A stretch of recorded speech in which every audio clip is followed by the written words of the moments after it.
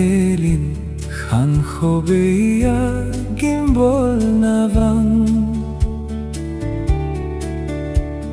Ave Khom Chom Poili Tui Bang Awe Thusin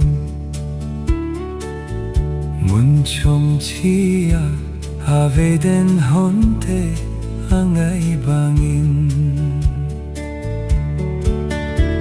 Monang Lai Pom Tange Nei Hin Pein Nat Na Ho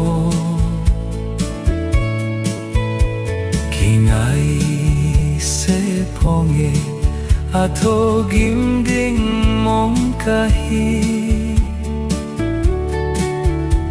Laol Han Se Ponge Thong Golong Mei